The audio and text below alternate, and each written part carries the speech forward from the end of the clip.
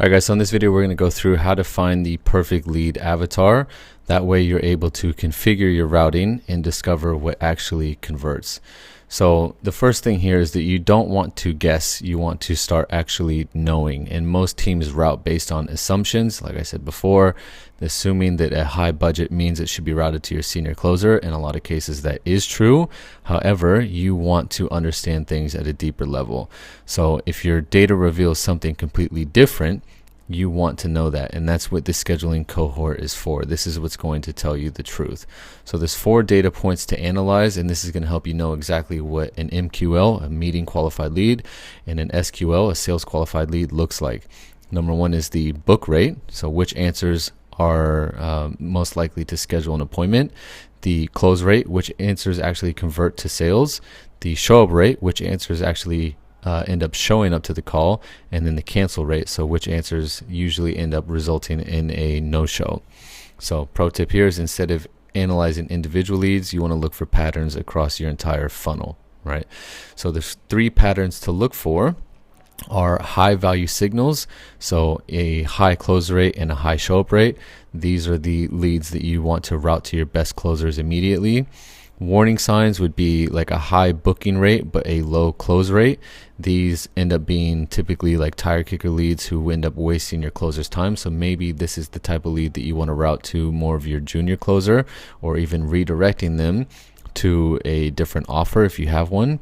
And then the other thing you want to look for is hidden gems. So these are sort of cohorts where you have a low volume but a high conversion rate.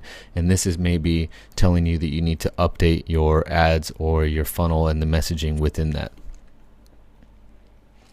So you want to use these form answers to drive performance, okay? Because your data is already telling you the story. You just have to know where to look for it, and you have to obviously listen.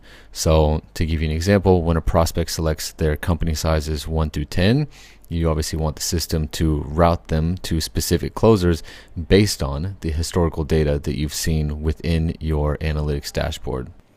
All right, so if we head over to iClosed and you click on the analytics tab, you primarily want to be looking at the scheduling cohort. So I've already gone over this with you guys, but again, we can filter by calls, sales, show up, and cancel rate. And each one of these is essentially going to serve a different purpose. So the call rate is, of course, what percentage of people are actually booking a call. So to give you an example, this first question is asking how old you are essentially.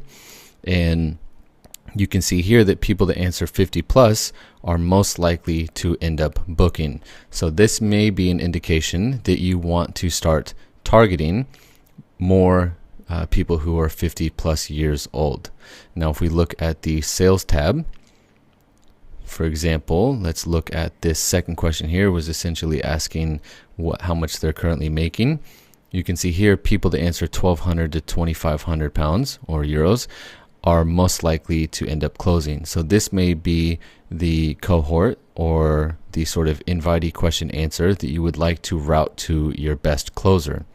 Now if we look at the show up rate here for this first question, you can see that these people who answered 18 to 29, they are most likely to show up. So again, this may be one of the cohorts that you should be sending to your top closers, because obviously you want your closers to be jumping on calls that are most likely to show up.